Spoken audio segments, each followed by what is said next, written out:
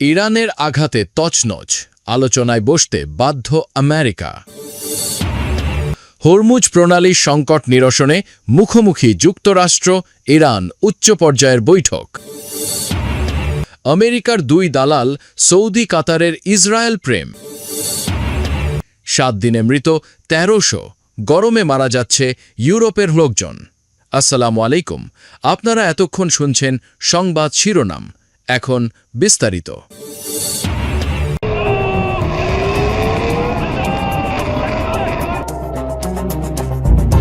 মাত্র কয়েক ঘন্টার ব্যবধানে বদলে গেল পুরো মধ্যপ্রাচ্যের যুদ্ধের হিসাব। একদিকে ক্ষেপণাস্ত্র, ড্রোন আর বিস্ফোরণের শব্দ, অন্যদিকে হঠাৎ করেই আলোচনার টেবিলে ফেরার ঘোষণা। যুক্তরাষ্ট্র ও ইরান দুই পক্ষই আপাতত নতুন হামলা বন্ধ রাখতে রাজি হয়েছে। আজ মঙ্গলবার কাতারের রাজধানী দোহায় বসছে জরুরি বৈঠক। কিন্তু প্রশ্ন অন্য জায়গায়। একের পর এক ইরানি পাল্টা হামলায় ওয়াশিংটনকে আবার আলোচনার টেবিলে ফিরতে বাধ্য করল।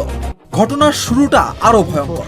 ইরানের ইসলামিক রেভলিউশনারি গার্ড কর্পস বা আইআরজিসি দাবি করেছে তারা কুয়েত ও বাহরাইনে থাকা 8টি মার্কিন সামরিক স্থাপনায় ব্যালিস্টিক ক্ষেপণাস্ত্র ও ড্রোন হামলা চালিয়েছে। তাদের ভাষ্য অনুযায়ী কুয়েতের আলী আল সালেম এয়ারবেস এবং বাহরাইনে মার্কিন 5th ফ্লিট সংশ্লিষ্ট স্থাপনাগুলো ছিল প্রধান লক্ষ্য। তেহরানের দাবি এই হামলা ছিল যুক্তরাষ্ট্রের সাম্প্রতিক বিমান হামলার সরাসরি। অন্যদিকে যুক্তরাষ্ট্রের সেন্ট্রাল কমান্ড বা সেন্টকম জানিয়েছে তারা ইরানের একাধিক সামরিক লক্ষ্যবস্তুতে হামলা চালিয়েছে। তাদের বক্তব্য, হরমুজ প্রণালীতে বাণিজ্যিক জাহাজে হামলার জবাব দিতেই এই অভিযান পরিচালনা করা হয়। এর মধ্যেই মার্কিন প্রেসিডেন্ট ডোনাল্ড ট্রাম্প আরো কঠোর ভাষায় সতর্ক করে বলেন প্রয়োজন হলে যুক্তরাষ্ট্র আবারও সামরিক অভিযান চালাবে। কিন্তু পাল্টা অবস্থান থেকে এক চুলও সরেনি ইরান। তেহরান স্পষ্ট জানিয়ে দিয়েছে তাদের ওপর নতুন কোনো হামলা হলে তার জবাব হবে আগের চেয়েও কঠিন।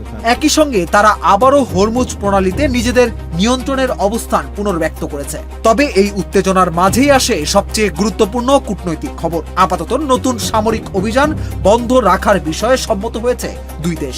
এর পাশাপাশি মঙ্গলবার কাতারের দোহায় যুক্তরাষ্ট্র ও ইরানের প্রতিনিধিদের বৈঠকের পরিকল্পনাও নিশ্চিত করা হয়েছে। এই বৈঠকের মূল আলোচ্য বিষয় হবে হরমুজ প্রণালী দিয়ে জাহাজ চলাচলের নিয়ম, ইরানের বন্দর অবরোধ, নিষেধাজ্ঞা এবং চলমান সমঝোতা স্মারকের বিতর্কিত ধারা। তবে একটি বিষয় এখনো স্পষ্ট নয়। যুক্তরাষ্ট্রের পক্ষ থেকে বৈঠকের তথ্য নিশ্চিত করা হলেও ইরান এখনো আনুষ্ঠানিকভাবে একই ভাষায় এই সমঝোতার ঘোষণা দেয়নি।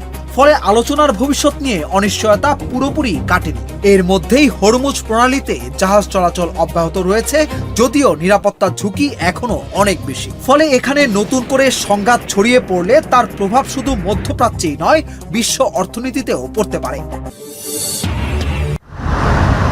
ইরান ও যুক্তরাষ্ট্রের চূড়ান্ত সমঝোতার পর চলমান উত্তেজনা বন্ধ করতে সম্মত হয়েছে দুই দেশ।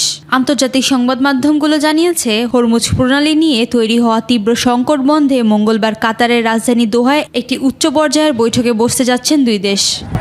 সম্প্রতি ওমান উপসাগরে হরমুজ প্রণালীতে জাহাজ হামলার জেরে ইরান ও যুক্তরাষ্ট্রের মধ্যে তুমুল সংঘাত শুরু হয়। ইরানের বিভিন্ন শহরে ব্যাপক বোমা বর্ষণ করেন মার্কিন বাহিনী। পাল্টা জবাবে বাহরাইন ও কুয়েতে থাকা মার্কিন সামরিক ঘাঁটিতে ক্ষেপণাস্ত্র ও ড্রোন হামলা চালায় তেহরান। এই সংঘাতের পরিপ্রেক্ষিতে ইরানের পররাষ্ট্রমন্ত্রী আব্বাস আরাকচি জানান, হরমুজ প্রণালীর নিরাপত্তার একক দায়িত্ব কেবল তেহরানেরই।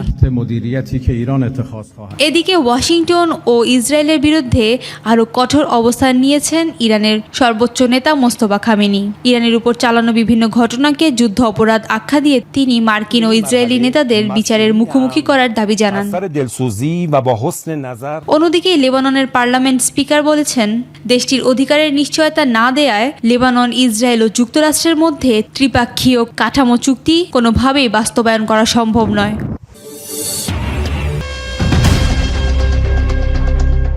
মুখে তারা ফিলিস্তিনের স্বাধীনতার কথা বলে আর পেছনে হাত মেলায় খুনি ইহুদিবাদের সাথে।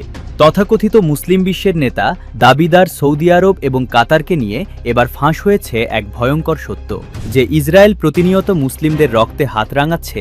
সেই ইসরায়েলের তৈরি অত্যাধুনিক যুদ্ধাস্ত্র দিয়েই নাকি সাজানো হচ্ছে সৌদি আরবের সামরিক বাহিনী আর কাতারের রাজকীয় বিমান। হ্যাঁ, কোনো আনুষ্ঠানিক কূটনৈতিক সম্পর্ক না থাকার ভণ্ডামি আড়াল করে তলে তলে ইসরায়েলের কাছ থেকে বিপুল পরিমাণ প্রতিরক্ষা সরঞ্জাম কিনেছে এই দুই আমেরিকাপন্থী রাষ্ট্র।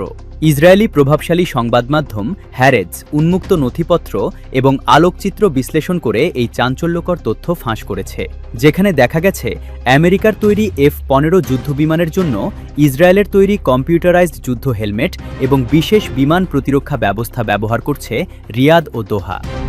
প্রথমে আসা যাক কাতারের প্রসঙ্গে। মুখে যারা নিজেদের ফিলিস্তিনের বড় বন্ধু দাবি করে, তাদের আসল চেহারাটা দেখুন। কাতারি রাজপরিবারের 11টি ভিভিআইপি বিমানের মধ্যে 3টিতেই বসানো হয়েছে ইসরায়েলি প্রতিষ্ঠান এলবিটের তৈরি বিশেষ সি মিউজিক বিমান প্রতিরক্ষা ব্যবস্থা।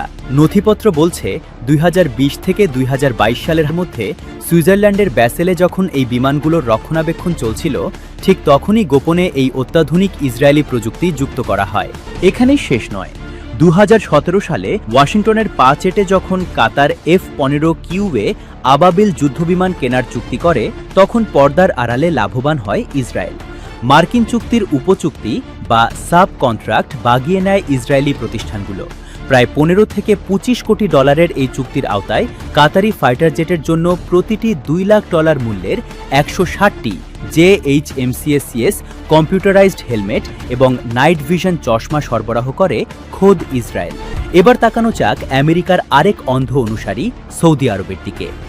মার্কিন প্রতিরক্ষা দপ্তরের 2010 সালের একটি গোপন চুক্তি ঘেঁটে দেখা গেছে, বোয়িং কোম্পানির মাধ্যমে সৌদি আরবকে যে 462টি অত্যাধুনিক হেলমেট এবং নাইট ভিশন চশমা দেওয়া হয়েছিল, তার আসল সরবরাহকারী ছিল ইসরায়েল। সোশ্যাল মিডিয়ায় ছড়িয়ে পড়া সৌদি বিমান বাহিনীর বিভিন্ন ফুটেজ বিশ্লেষণ করে সামরিক বিশেষজ্ঞরা নিশ্চিত হয়েছেন যে ইয়েমেনে বোমা বর্ষণকারী সৌদি পাইলটরা আসলে ইসরায়েলি প্রযুক্তির হেলমেটই ব্যবহার করছে।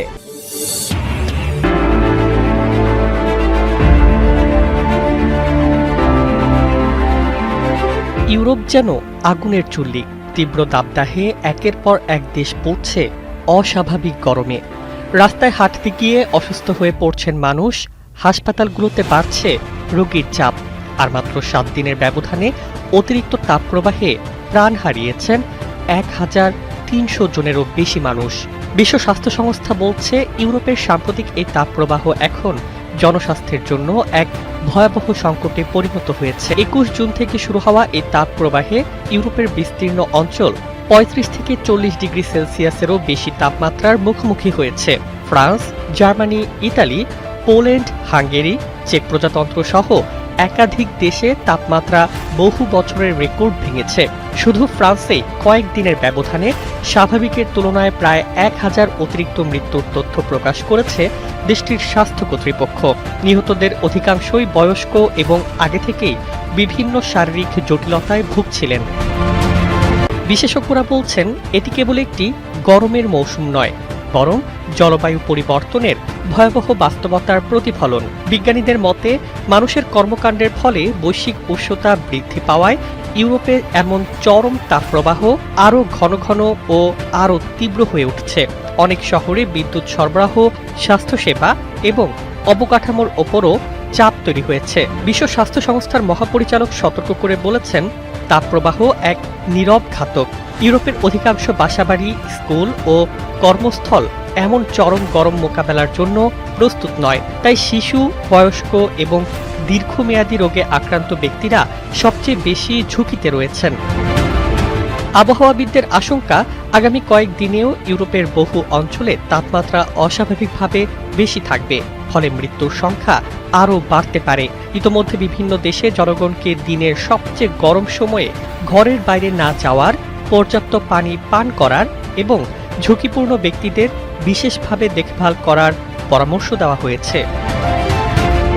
বিশ্লেষকদের মতে, ইউরোপের এই ভয়াবহ তাপপ্রবাহ শুধু একটি আবহাওয়াজনিত ঘটনা নয়, এটি জলবায়ু পরিবর্তনের বিরুদ্ধে দ্রুত ও কার্যকর পদক্ষেপ নেওয়ার জন্য বিশ্বের প্রতি নতুন করে জোরালো সতর্কবার্তা।